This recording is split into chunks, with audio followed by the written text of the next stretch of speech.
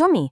Comencem un viatge fascinant, un que va des d'aquella espurna inicial, la idea, fins a transformar-la en un impacte real i positiu.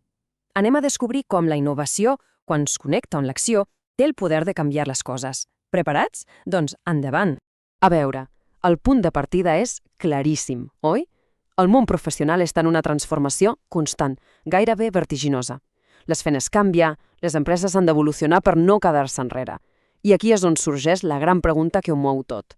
Estem realment preparats per ser protagonistes d'aquest canvi? Per liderar-lo, en comptes de simplement deixar-nos arrossegar? D'acord, aquest és el nostre pla de viatge. Primer analitzarem el repte del canvi. Després ens ficarem de ple en la innovació amb propòsit sostenible. Veurem quines eines tenim per passar a l'acció. Explorarem l'ADN de la persona innovadora. Entendrem el paper clau de l'accelerador digital i al final ho lligarem tot per preguntar-nos quin impacte podem generar. Vinga, comencem pel principi. El repte del canvi. Per què és tan crucial entendre el moment actual? Doncs perquè el món professional va a 1000 per hora. I comprendre aquest paisatge tan canviant és la base per poder actuar, per no limitar-nos a reaccionar. És el que, de fet, dona sentit a tota la resta. I clar, davant d'aquest repte necessitem una guia, una mena d'estrella polar que ens orienti. I aquesta és la innovació amb propòsit sostenible. Perquè no es tracta només de crear coses noves i prou, sinó de fer-ho amb un objectiu clar. Veurem com la innovació i la sostenibilitat juntes són la brúixola que necessitem per construir un futur millor. Perfecte, però anem al gra. Què és exactament la innovació? Més enllà de ser una paraula que està de moda, és el procés de convertir idees noves en valor. Un valor real, tangible. Pensem-hi com la força al motor que de veritat impulsa la transformació tecnològica, econòmica i social que tant necessitem. I tota aquesta innovació, cap a on ha d'apuntar?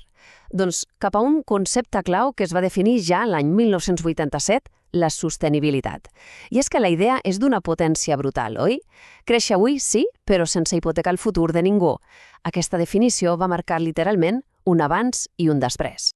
I el millor de tot és que aquesta idea tan potent no es va quedar en un simple informe. No, va evolucionar fins a convertir-se en un pla d'acció global. Aquests són els 17 Objectius de Desenvolupament Sostenible, els famosos ODS. Són la concreció en aquella visió, la guia pràctica que avui inspira milers d'iniciatives arreu del món. Així que, un punt clau que hem d'entendre, La sostenibilitat va molt més enllà del medi ambient. S'aguanta sobre 3 pilars que estan totalment connectats: l'ambiental, el social i l'econòmic. I aquí està el secret de tot plegat. Si un d'aquests pilars falla, tota l'estructura s'ensorda. Així de senzill i alhora així de complex. Molt bé, ja tenim clara la filosofia, el propòsit, però com ho portem a la pràctica? Doncs vinga, ara és el moment d'obrir la caixa d'eines. En aquesta secció descobrirem les metodologies que ens permetran agafar una idea i pas a pas transformar-la en un projecte real i amb impacte. I la primera eina, la que està al cor de gairebé qualsevol innovació d'èxit, és el design thinking. Què és? Doncs és una manera de treballar que posa les persones, els usuaris, al centre absolut de tot. Sempre comença per entendre quines són les seves necessitats reals i profundes. El procés es pot resumir en 5 fases: empatitzar, definir, idear, prototipar i tastar. Però la clau, i això és el més important, no és que sigui una llista lineal, ni de bon tros. És un cicle, un bucle on constantment aprenem, tornem enrere si cal i millorem. Aquesta és la màgia. Ens assegura que estem construint la solució correcta per a una necessitat real.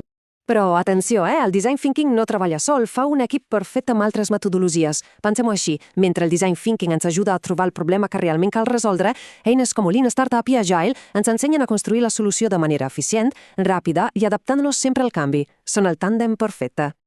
Val, tenim les metodologies, però com unim totes les peces en un projecte que sigui coherent i viable? Doncs amb una eina visual potentíssima, el Business Model Canvas. És com tenir un mapa en una sola pàgina per dibuixar, entendre i dissenyar tot un model de negoci.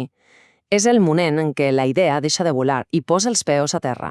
Perfecte! Ja tenim la brúixola i la caixa d'eines, però les eines per si soles no fan res.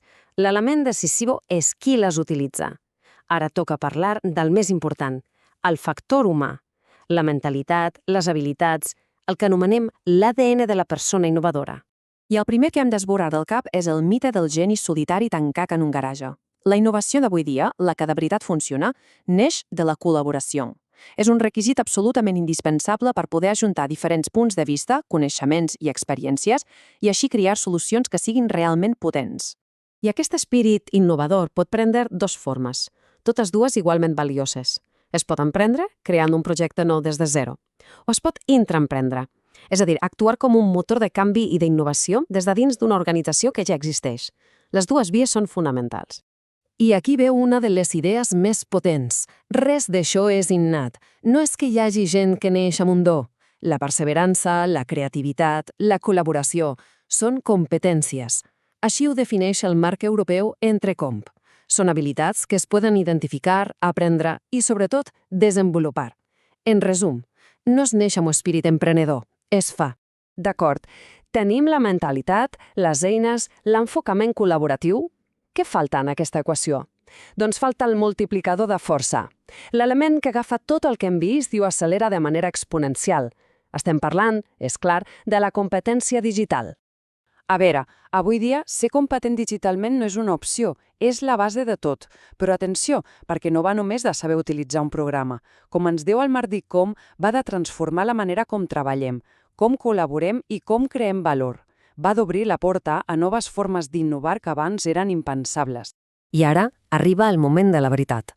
Unir totes les peces del trencaclosques. Tenim la visió sostenible, tenim les eines com el design thinking, tenim l'ADN innovador i tenim l'accelerador digital. Quan connectem tot això amb un propòsit clar, arribem al destí final del nostre viatge, la creació d'un impacte real. Aquí és on tot cobra sentit. Perquè, al final, de què va tot això? Doncs no es tracta només de muntar un negoci per guanyar diners, va molt més enllà. Es tracta de fer-ho amb un propòsit, d'utilitzar aquesta mentalitat emprenedora per resoldre reptes socials i ambientals, però sempre assegurant que el projecte sigui econòmicament viable. És la recerca d'aquest equilibri perfecte.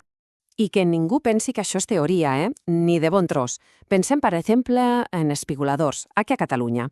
Un projecte brutal que lluita contra el malbaratament alimentari. Com? Transformant excedents agrícoles en productes de qualitat. Això és impacte directe a l'ODS2, Fam Zero i al 12, consum responsable. O un altre exemple que és potentíssim, el model Housing First. En lloc de seguir el circuit tradicional, què fa? Ofereix directament un habitatge estable a persones sense llar com a primer pas per a la seva recuperació. És una innovació social que ha demostrat una efectivitat increïble i que contribueix directament a objectius com la fi de la pobresa. I així tanquem el cercle. Tornem a la pregunta del principi, però ara des d'un lloc completament nou, amb el coneixement, les eines i la mentalitat. La pregunta ja no és si estem preparats. Això ja ho hem superat. La pregunta de veritat, la que importa, és una altra. Quin serà l'impacte positiu que deixarem? La resposta comença a construir-se ara mateix.